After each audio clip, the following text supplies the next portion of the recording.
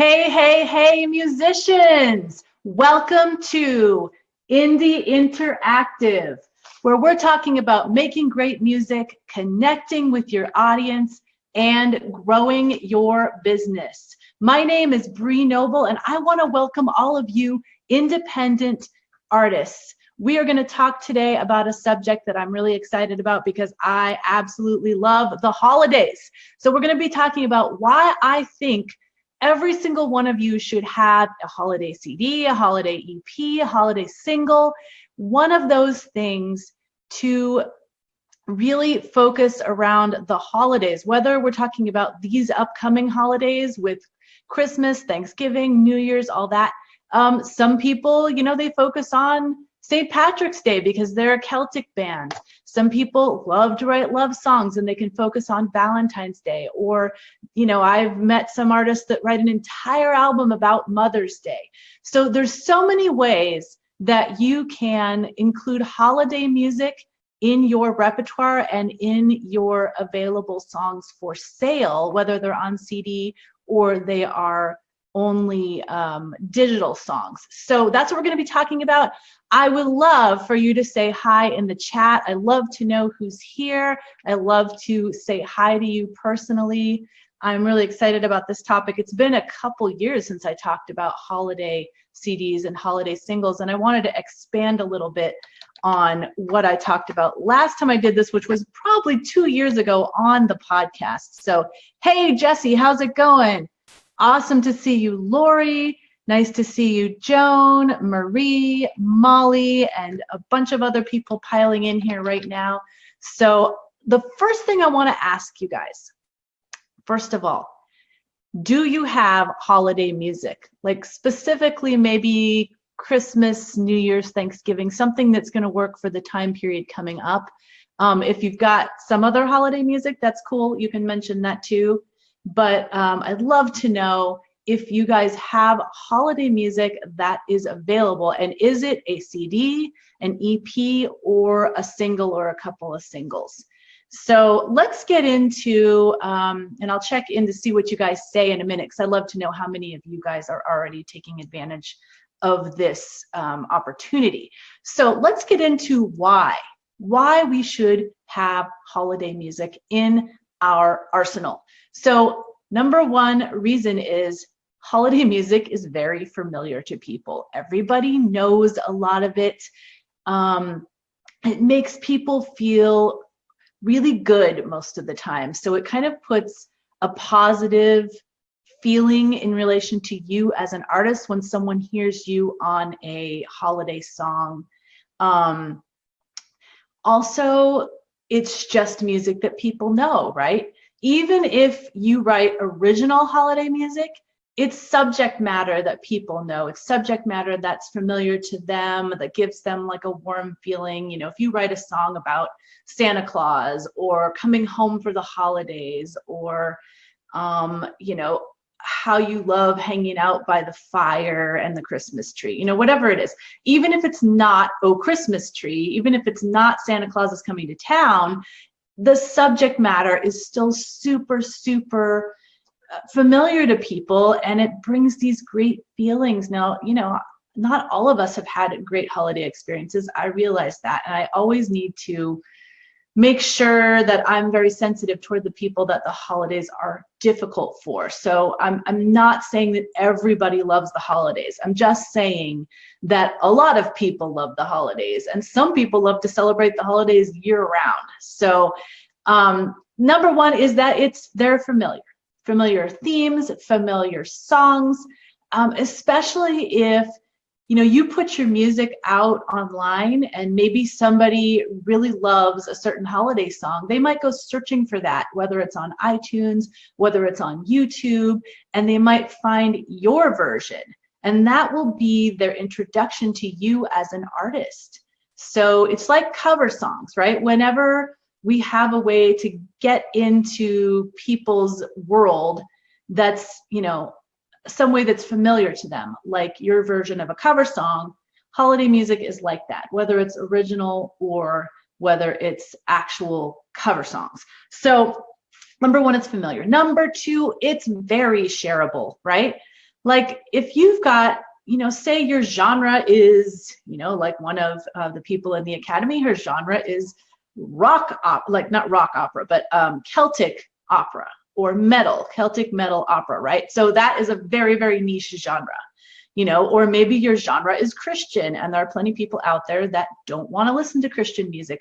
But holiday music is so shareable because most people enjoy holiday music. And they wouldn't necessarily be offended if you shared it with them, even if they didn't like holiday music, right? Because it's just a general thing that people celebrate, whatever the holiday might be. And like I said, I'm going to kind of focus around the upcoming holidays of Christmas and New Year's and stuff. So it's completely shareable. There's so many reasons that you can share your music and that other people would want to share it with their friends. So that is a cool thing about holiday music.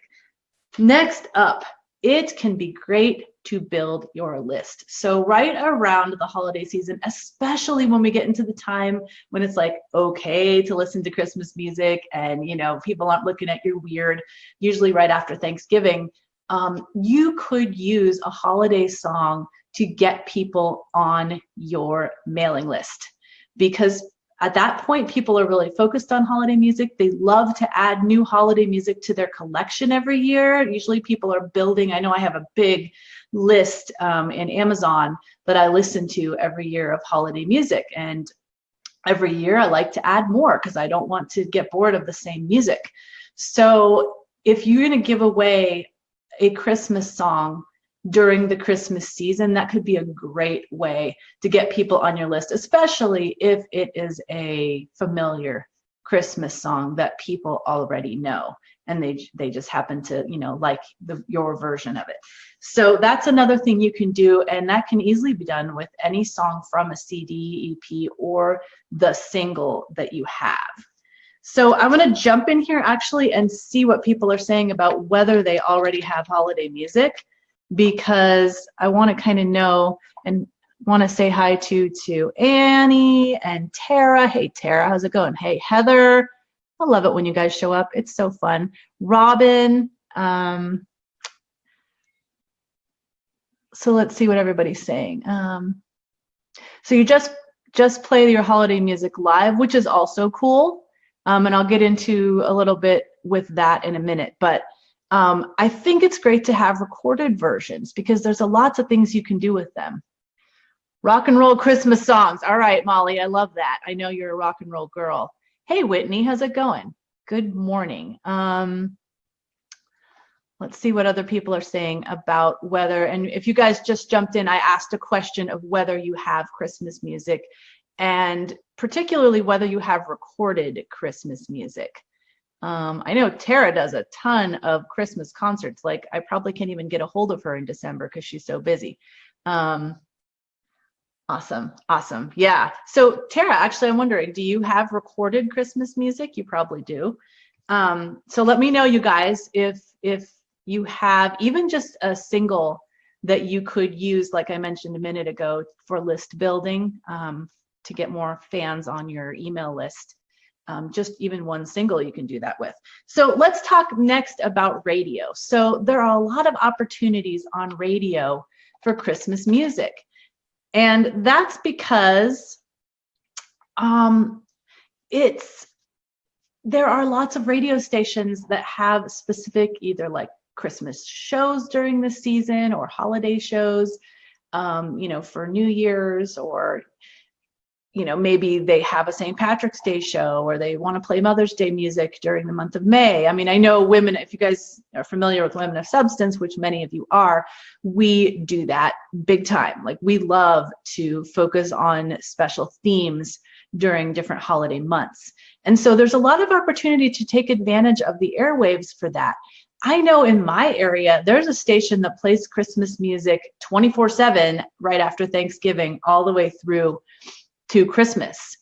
And, they're a main station in our area and they've got to find music to fill that time. So, you've got some opportunity to get into radio when you normally wouldn't. when it's normally like their playlist is so small that there's no space for you. Now they've got 24 hours a day that they've got to fill. And if people are listening to Christmas music on their station constantly, like while they're at work, we don't want them to get sick of the same songs and the same artists. So yeah, that's one really good opportunity. And it's interesting, this actually, like the live feed freezes after I've been on here for a while. So I just wanted to make sure that I'm still actually live. It looks like it. You guys let me know in there if for some reason I stop being live. So, okay, so radio, and then there's a lot of internet radio and podcasts that focus on specific holidays, especially Christmas music. And shameless plug, if you guys saw, we're starting to accept Christmas music and New Year's and Thanksgiving kind of music for our podcast, Women of Substance, which has really, really been taking off as far as the download numbers and the listener numbers. So if you want to do that, you can go to you can go to wosradio.com and click on submit, or you can just go to bit.ly/WOS submit. So I'll put that in the link as well. But it kind of got me thinking about Christmas music because we just opened this opportunity. So yeah, like you can search out blogs, you can search out podcasts and internet. I know that like when our station was on Live 365, there are a ton of Christmas stations. There's some that even play Christmas music year round, but you could definitely get into stations that you normally wouldn't and gain new fans that way. Next, I want to talk about the fact that this opportunity exists every single year. So the holiday is continuing to come around, right? Every year we have the same holidays in general. So if your song catches on, you have the opportunity to get continuous play every single year. I know one person a friend of mine that I interviewed for the podcast, Whitney Willannon, she has done very well with her holiday singles. She has 3 of them that have really charted during the holidays, and every year they come back and get tons of airplay on major stations and Sirius XM and all those places, just because she got her foot in the door with her holiday music. And so that's constantly bringing in new sales for her every year, new people learning about her as an artist. So that's the kind of doors that can open up, especially if your song catches on. So speaking of, having this opportunity every year.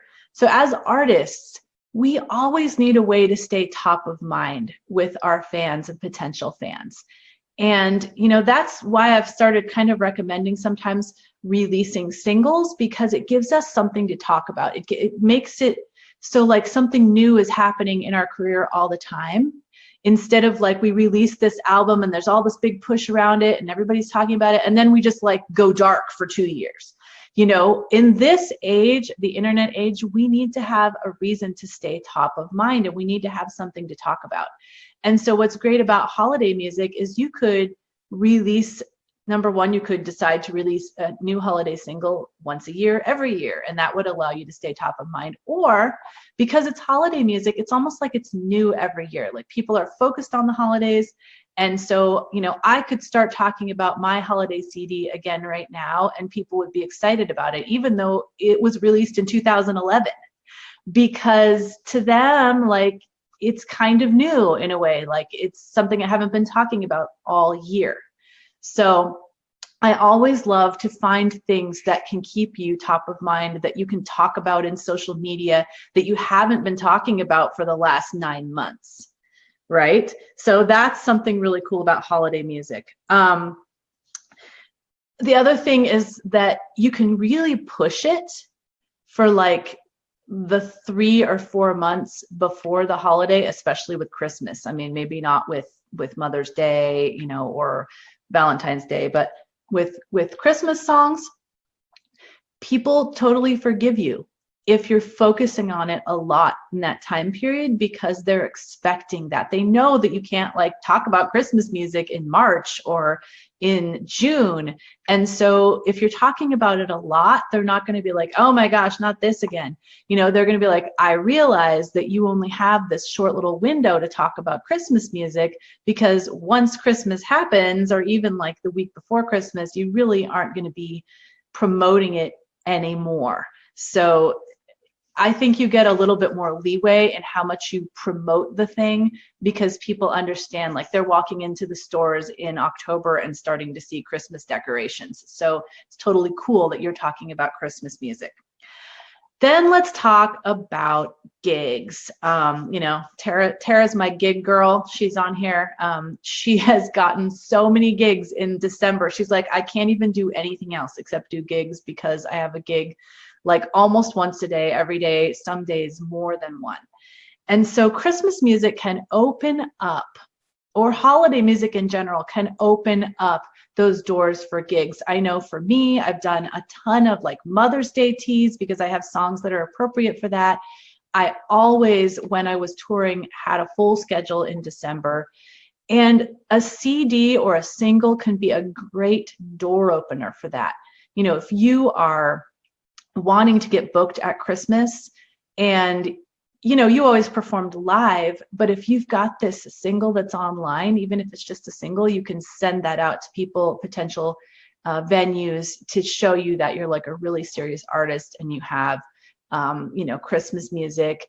You can actually, even if you have a CD or an EP, you can create an entire program around it. That's what I did. I kind of strung my Christmas songs together as like a storyline, and I would like tell little stories in between. You could do it if you were, you know, doing a more traditional, like Christian-based one. You could do it around the biblical story of Christmas. If you're doing more of a secular version, you could totally tell family stories about Christmas time. You know, I never thought of that, but I have some really fun stories about gifts that I got that totally surprised me. So that would be a really fun kind of program that you could do. Wow, I hope you guys can't hear my stomach is growling like crazy. I mean, I had my bulletproof coffee, but apparently that wasn't enough. So yeah, you can think about how you can create an actual program out of this Christmas music. And, you know, hot tip, like, it's so much easier to sell a program to people at Christmas than to say, like, I'm a singer-songwriter and I sing Christmas music. Like, if you say, my program is called Gift Beneath the Star, here's what it's about, it's so much easier for them to say yes, because they don't have to think about it. They don't have to think, well, what would I do along with this music this person is providing?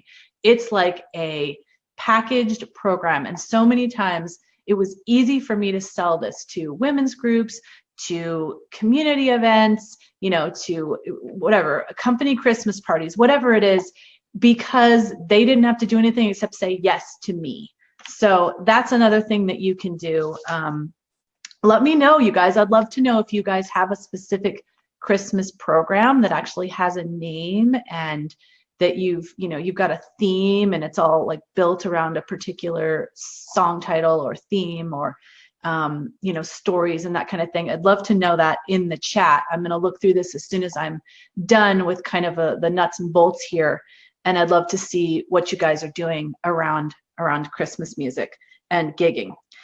So another thing that you can do is you can use Christmas music to get more news coverage. So, you know, whether it's a cool gig that you're doing around Christmas stuff, whether it is a single that you release, you know, they're going to be looking for feel-good stories around the holidays. And so if you can give them an angle of like, look, I just released this, you know, single, you know, I wrote this because of, you know, this happening, or in honor of this person that I lost around Christmas time, or, you know, anything like really particular stories that you can tell to the media. They're going to be very interested to promote that, because they always need stories, and feel good, you know, Christmas related or holiday related stories can do really well for them. So it gives you just another angle and another time period to present something to the media to try to get coverage. So let's talk about like actual physical CDs. If you have a physical Christmas holiday CD, if you have a physical EP, something that you can have available at gigs, there are some really cool things that you can do, especially for Christmas. I used to wrap my Christmas CD in really beautiful, paper with bow and everything, and even put a tag on there that they could fill out. And what was so cool about that is it looked gorgeous. It made people want to come over to my table, but also it was an easy, no-brainer gift for somebody to give to somebody. Say they have, an office party and they need to give a gift to their secret Santa, person. Maybe they need to give something to their boss or their kid's teacher, or a friend that they never know what to buy for them because they have everything. That is so easy for them. They can just here's the $20, fully wrapped CD. Thank you very much. I'm all good. So that is one great thing you can do. It's visually appealing, and it's definitely makes it easy for them to buy. And then the other cool thing is that you can use them, Christmas CDs or holiday CDs, as a way to get people to buy more. So you can have a bundle of your holiday CD plus another CD or your other 2 CDs or whatever you have. And especially during the holidays, that's going to make them consider buying the bundle because they also get the Christmas CD. Or you can just do like a buy 2 get 1 free, or buy whatever, however you want to structure that. But just having that additional kind of different CD that's really different from what you normally do. Someone might come up to the table and say like, oh, well, I really liked this song that you did, so I want to buy this CD from your regular CDs. But then you have this holiday CD. Well, that will give me a reason to listen to you at another time of year. And I know for me, the people that bought my holiday CDs sometimes at gigs that weren't during Christmas was because they liked my voice and they liked my style, and they thought, well, if I like her singing this original music, I know I'm going to love her singing "O Holy Night" or any of "Away in a Manger" or any of my other favorite holiday songs. So that was how I made sales of my holiday music during times that wasn't the holidays. So let's see. The last thing I wanted to talk about is if you release holiday singles.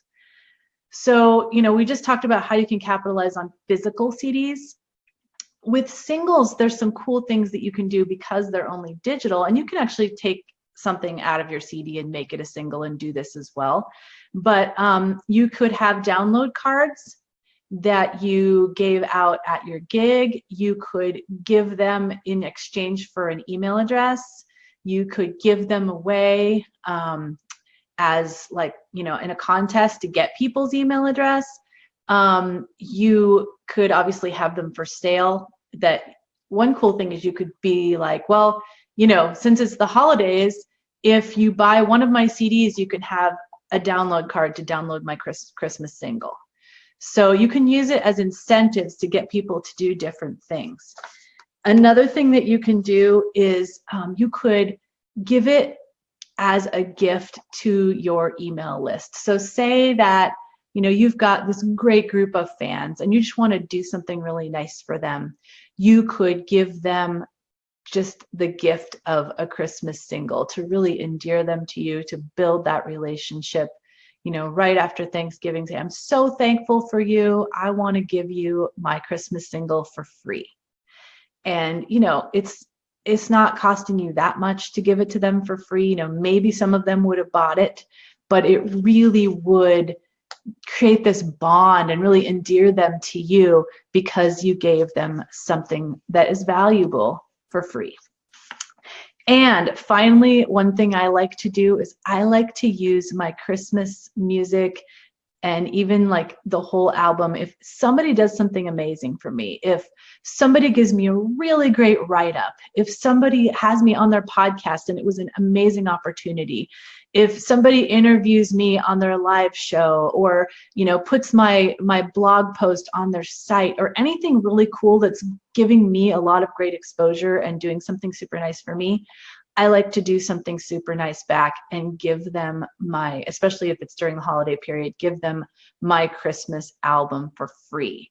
And if you use a site like Van Zoogle, it's super easy to do because you can just select what you want to give them, and then you can actually email them directly, like their download code. I don't even think it's a code. I think it's just like a direct page that they can download, and only they can. So I really like to use it as a gratitude mechanism, especially during this time of year. I'd probably start doing it right around now because people are starting to think about Christmas, and it's just something cool and fun that you can give people to say thank you. So those are like a multitude of things that you can do with holiday music, holiday CDs, holiday singles. So I just want to kind of see what you guys are saying in the chat, and let me know if you have any questions about anything that I said. Let's see. So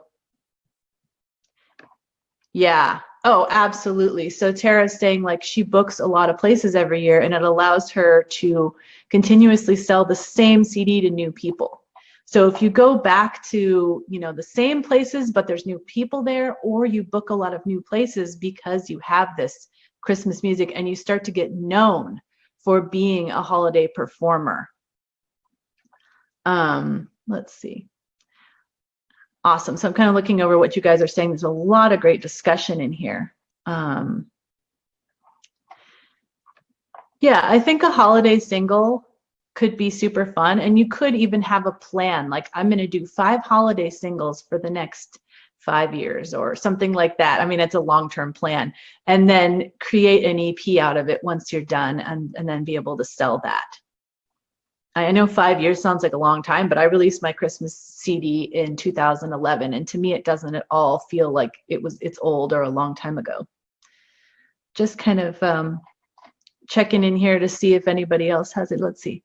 So how many songs are on the EP versus an album? So an EP, I mean, I personally think the sweet spot for an EP is 5 or 6 songs. I think 5 is great. If you do a digital EP, you can kind of do like 3 songs.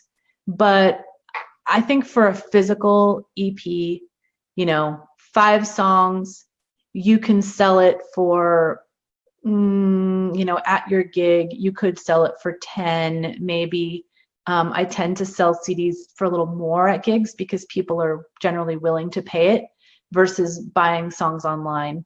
But what's cool about an EP is you can really use that to get people to buy other things. Like if you say, they're not going to necessarily pay attention to, oh, there's only 5 songs on this. It's a CD, right? So you can say, buy this CD and you get my Christmas CD for free. And if you're pricing your CD at $20, then you're actually, maybe making a lot more because your Christmas CD only cost you a few dollars to make.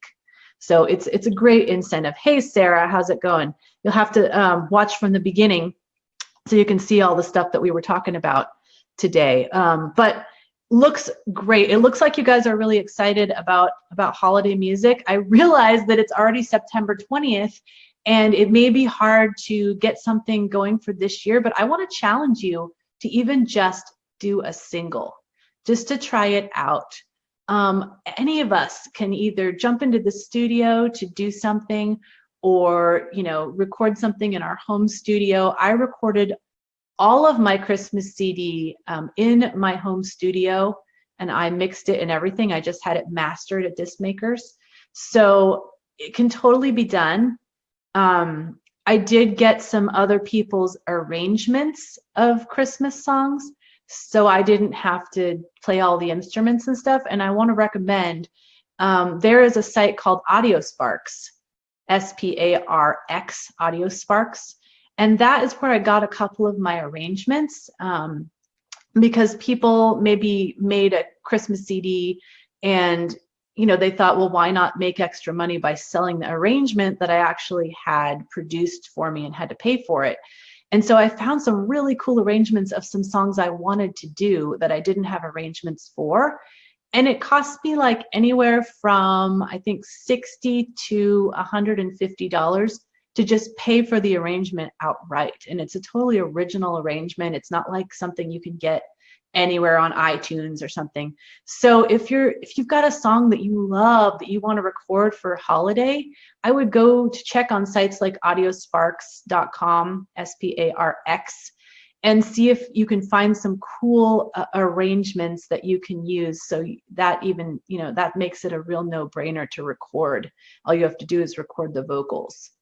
And it's still like a lot more of original experience than just singing along with a karaoke track, right? We want to be as high quality as possible. And, the ones that I got on that site, I know they haven't been released by a ton of people. Like one person recorded this once a long time ago, and then they're like, I'm just going to recoup my money by selling this arrangement. So I kind of checked around to make sure that there's not a billion versions of that exact same arrangement out there. So it's almost like I had the arrangement like done for me. So, and then just a reminder for you guys, if you already have holiday music, I would love for you to submit it to the Women of Substance podcast. We are growing like gangbusters, and our holiday shows are always our most popular of the entire year. That's kind of what kicked us off in the beginning, actually, and getting on New and Noteworthy and top of iTunes and stuff was during the holiday season. And every year we always have a huge surge. But at this point, we've already grown our audience to over 10,000 listeners a month, which is so exciting to me, being that we're on episode number 674 today, I think. No, 673 today. But you can just go ahead and go to wosradio.com and hit the submit button, or you can go to bit.ly/WOS